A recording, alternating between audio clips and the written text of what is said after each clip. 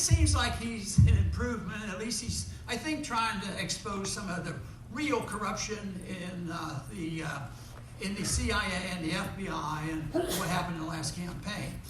But just yesterday, or this past week, he has been starting to push a new form of legislation.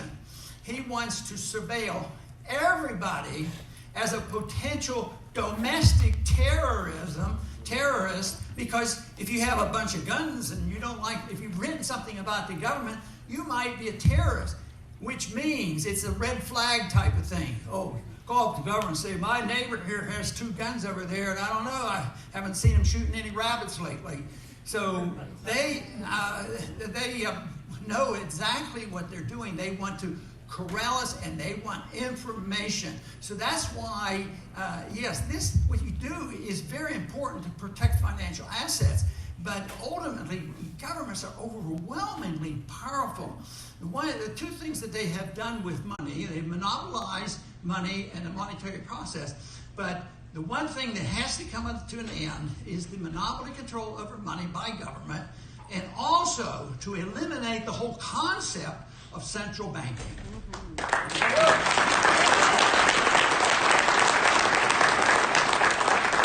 And that happens to be our central bank, so don't feel sorry, deserves to go. But the central bank and the Federal Reserve has been around since 1913, and it's played havoc. But you could argue, look at the wealth that's been created in the last 100 years, and a lot of wealth has been created over the last 100 years or so. But it's not because of the Federal Reserve, it was in spite of the Federal Reserve.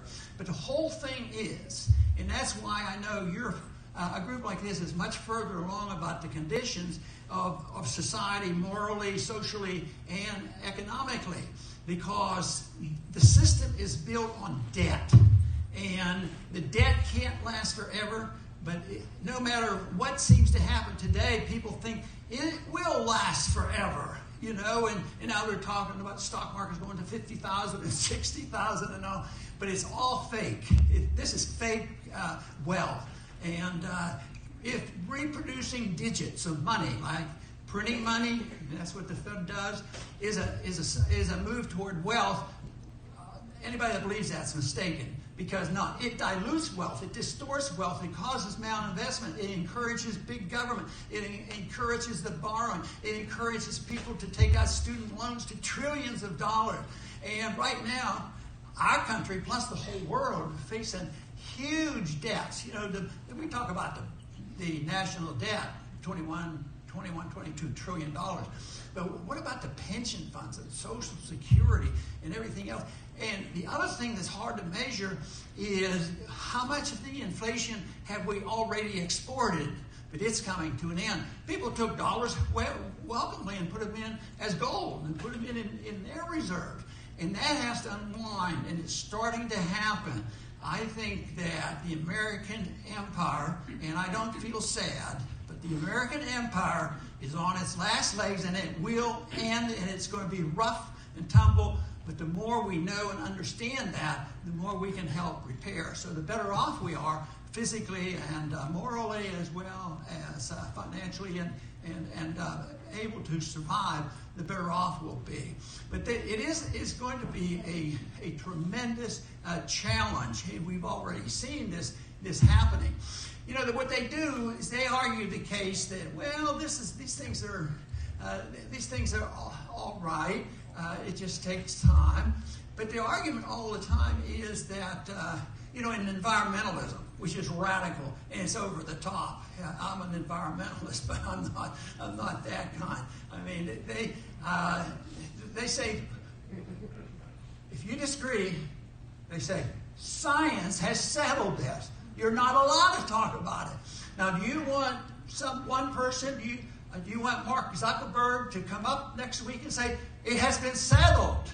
Cryptocurrency, he knows the most about it. I would think after that pounding by those women in Congress, I don't think she should be talking about cryptocurrency. So, the whole effort is is significant because there's a lot of unwinding to. Nobody knows what the trouble is. But the foreign policy intertwines with the financial system. You didn't have the Federal Reserve. What was the first thing they did with you got the Federal Reserve? They paid for World War I. Then they inflated in the 20s. And then they had the Depression of the 30s. Then they inflated for the war, World War II. And we've been doing it incessantly. But we've been powerful. We do have wealth. And we have the reserve currency of the world, which made it much worse. And you know, there's a little bit of China bashing going on. And I don't know all the details. I'm sure China has their shortcomings. But I know more about our shortcomings, and I feel a greater responsibility about talking about it. But as we printed this money, and there's a lot of people who just thinks it's horrible what China is doing, but they took our dollars. We exported our inflation. They took our dollars, and they have inflation problems, and they have correction problems to go through. And they also have cash in the bank.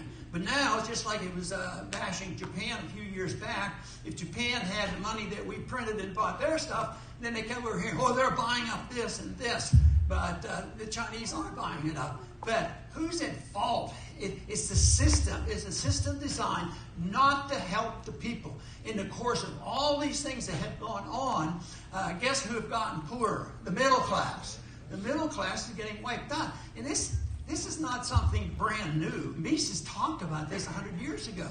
He says if you destroy a currency, you will destroy the middle class. And that's what we have done. So what happens now? You wonder, how in the world could socialism be so popular now? Some of the statistics, that may be a reflection of total ignorance, and they don't even know what socialism is.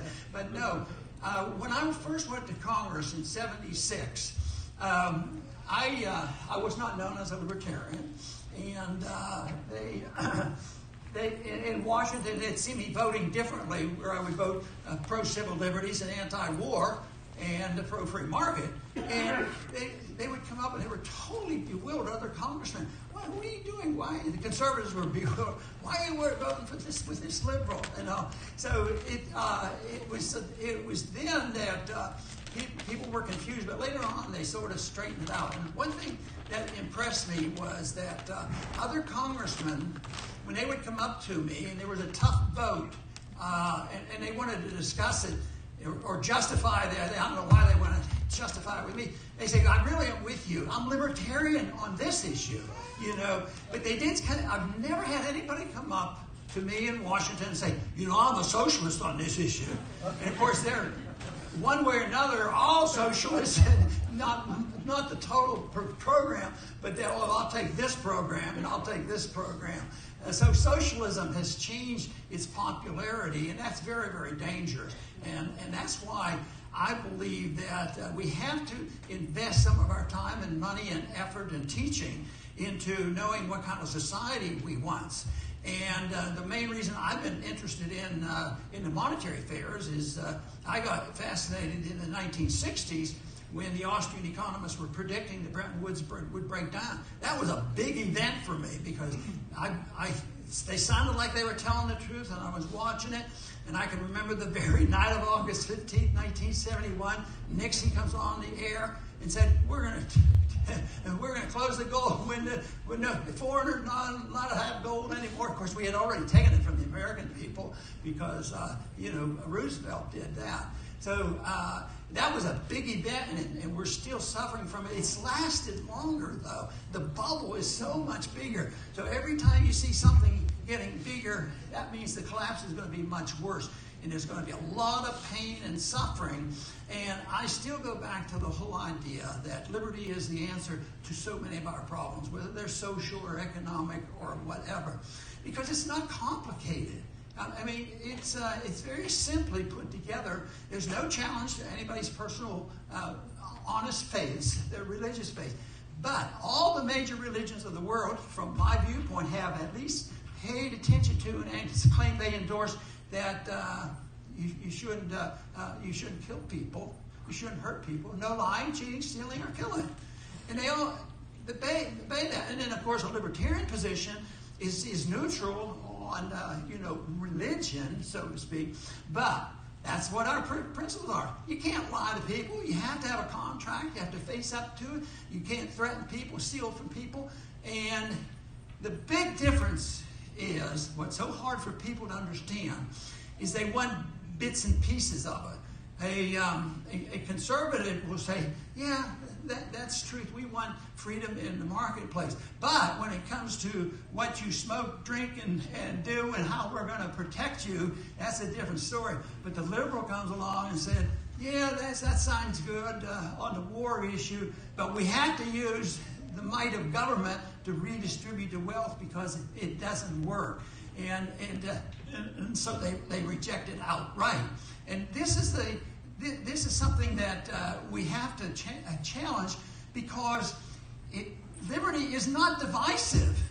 I would suspect that you come together today, you're interested in money, you're interested in freedom, you're interested in the intellectual aspects of what you're doing, but I would guess that there's some disagreements somewhere along the way. If you took the whole universe of people looking at this technology, there's going to be disagreements.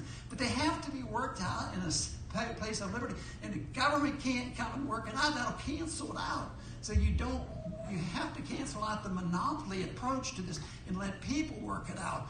Because they are a lot smarter than the government. The government loses their sense of balance when the congressman goes to Washington.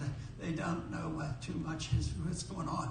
You know, there was one early story in our history, the Plymouth Colony.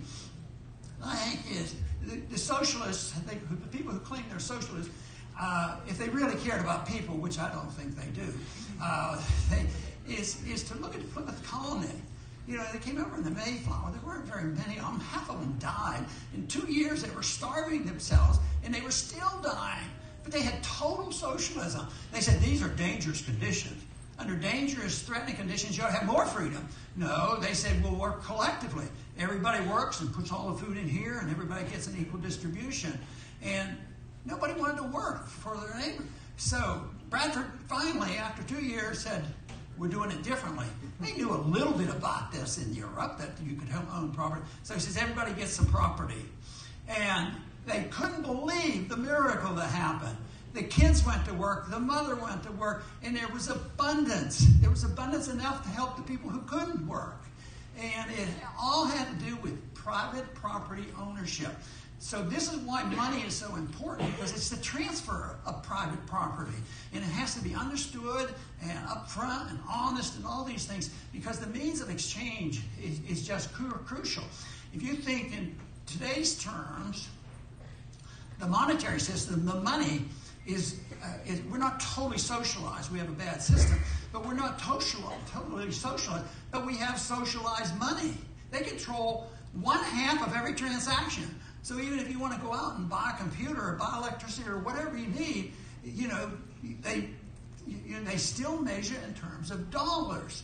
And the dollar system is monopoly. So that means that there'll be a lot of distortion. There is a lot of distortion.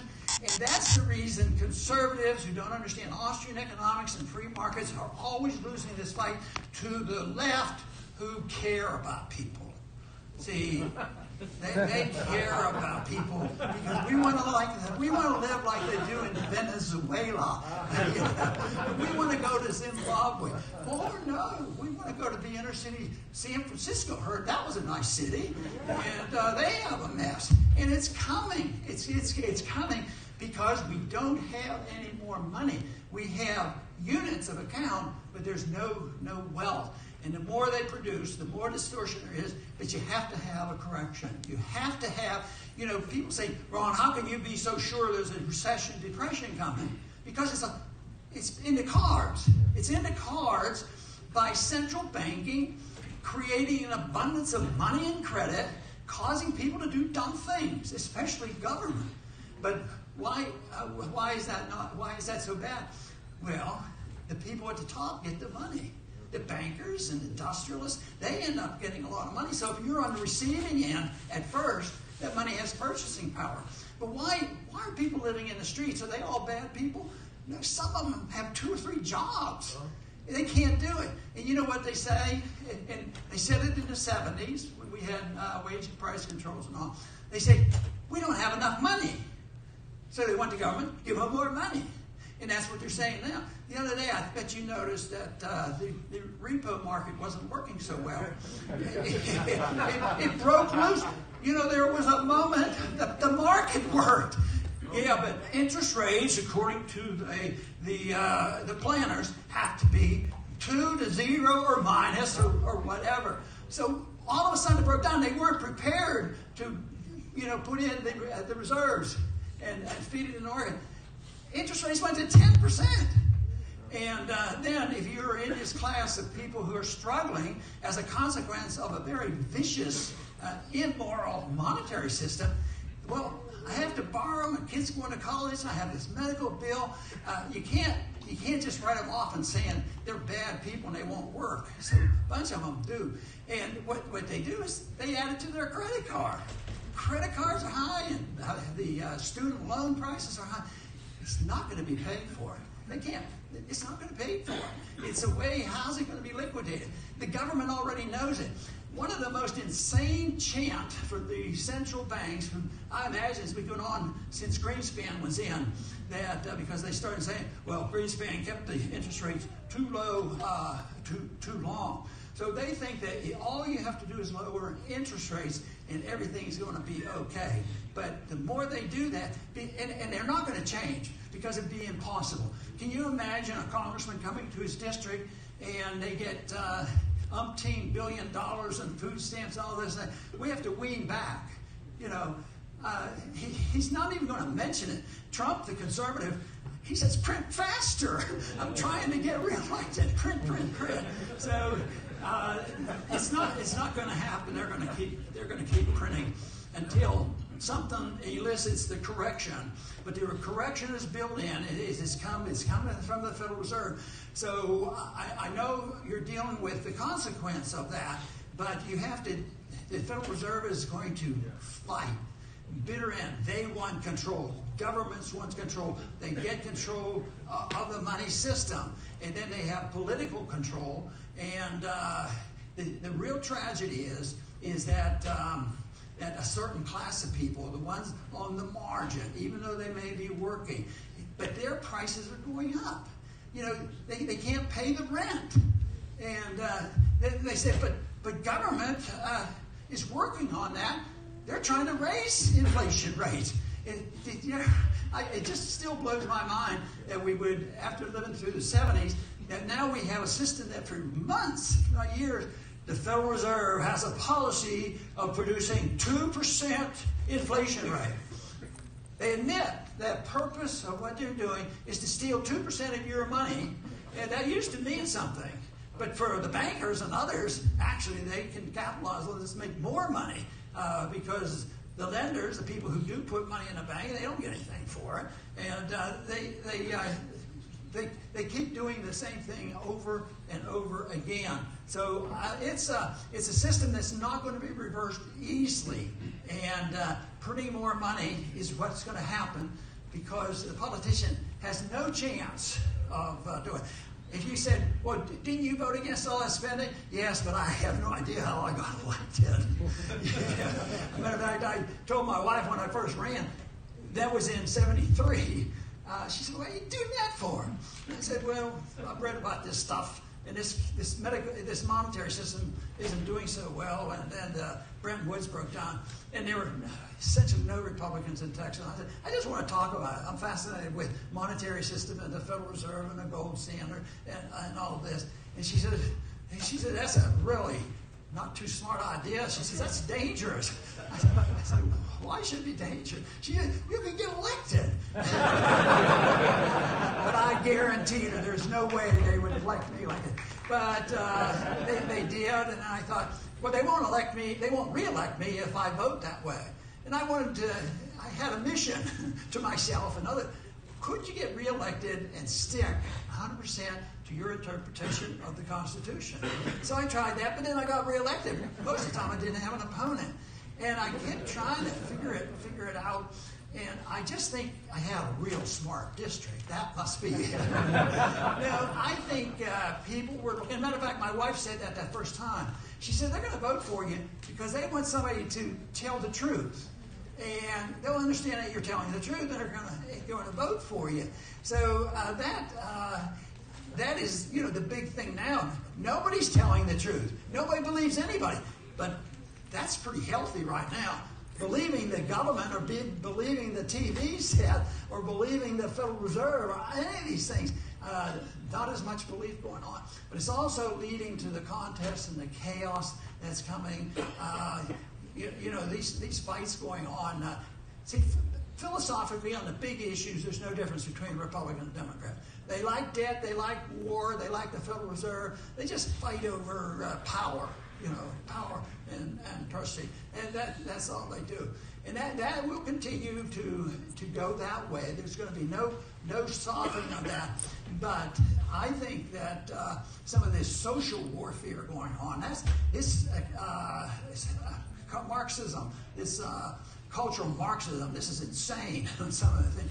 I mean, as a gynecologist and somebody that took care of little kids, this case, and I'm sure you read about it because it was so insane, is that they had a little boy, 5 or 6 years old, and he was in the middle of a divorce. And the mother took the husband, the ex-husband, to court because he wouldn't agree to give that boy a sex change. I mean, what is going? Libertarians not going to decide what people want to do with their own life and risk, but not a little boy. Well, anyway, and little boys and girls or teachers get into trouble if you ever use a pronoun. Okay, boys and girls, listen here. It's totally insane. But that'll work to the benefit because it'll wake up some people. There's a limit to all this. And I've still remained an optimist, believe it or not. One reason is I come to conferences like this and I meet people who care a little bit. But, I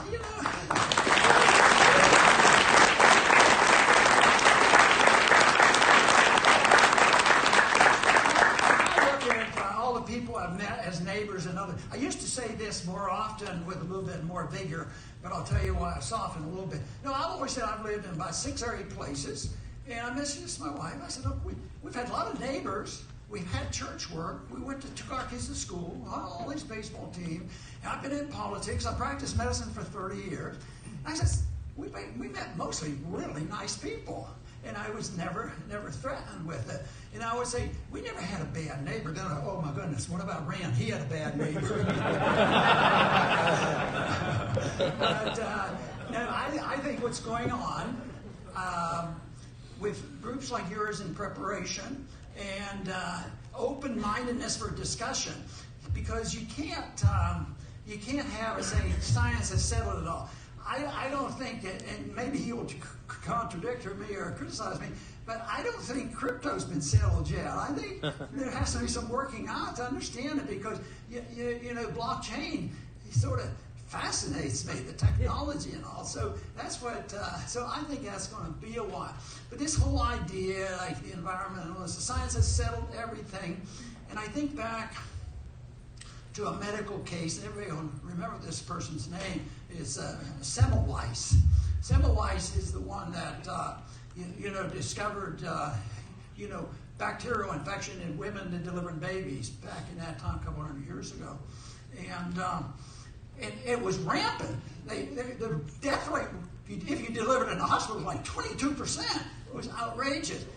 And Semmelweis studied it, understood it, and came to an absolute conclusion that it's the bacteria that were carrying from one patient to another. And in one case, somebody was working on an autopsy and went into the delivery room. It was just gross. And I was thinking, so many of our problems that we have seem so complex, monetary and social and all. But the solutions aren't that difficult. Just think of those thousands of women that were dying, and his solution was wash your hands. And that's what I think we need to do, is wash our hands and come up with a much better system.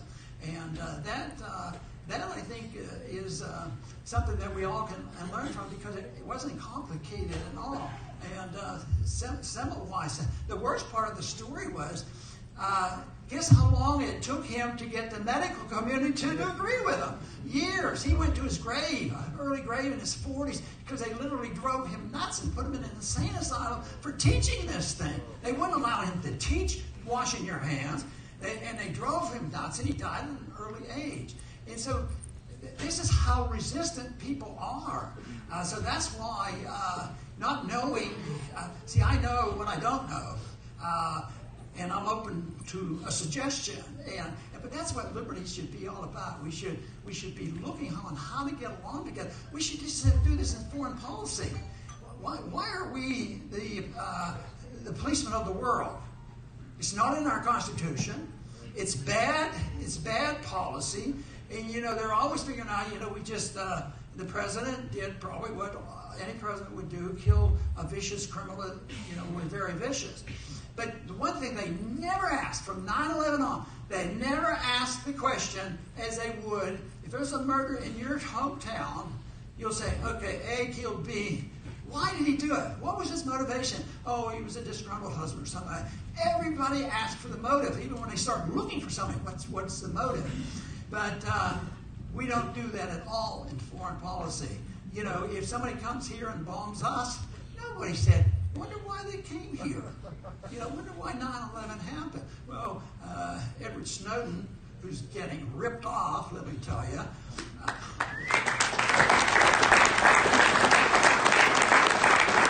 He said that 9/11 could have been prevented. He doesn't say, I know who did it and planned it, but the information was there, and they could have prevented it. So it's something that we should be able to do a much better job on that we don't. And if we had a little bit more open mind on foreign policy, that we shouldn't be the policemen of the world. That's pretty good. Don't have it in the Constitution. That's pretty good.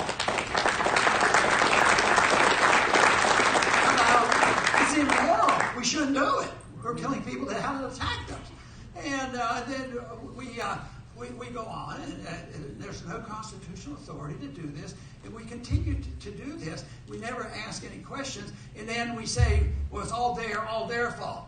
I think I have a religious faith, and I don't believe everybody has to have a religious faith. I'm very libertarian on, but libertarians would say, if they don't do it to us, why don't you look at it? What if they were doing to us what we're doing to them? How would they look at it? What if I live on the Gulf of Mexico. What if China or the Soviets were occupying the Gulf of Mexico? I think the Texans would be pretty annoyed with that. And all Americans would be. We'd all rally together. But no, as long as it's over there, we can't see it. We're doing the Lord's work, and that's what happens. And that's... It shouldn't be too complicated. Just do the things that you wouldn't have others do it. But I believe it brings people together. I believe there's no reason why a philosophy of liberty, I think an organization like yours could. On social matters, there's probably some disagreement. But everybody should come together if you believe in the principle of liberty. No aggression against another person. So if you're not telling people how to live their lives, you're not telling foreigners how they should spend their money and run their lives, why in the world should we tell people what to do with their money and how they run their personal lives? So people who have different viewpoints should come together, and we should all support liberty. That is my goal, and that is what I have been doing for a few years. And in spite of all the problems I see, I'm an optimist, but seeing the problem in medicine and understanding and getting a diagnosis was a step in the right direction. You can't help people if you don't get a diagnosis. So this is very important. And ultimately, I think there are a lot more people like you who care about their liberty than anybody knows. So congratulations. Keep up your good work and call me when you know everything you need to know about cryptocurrency.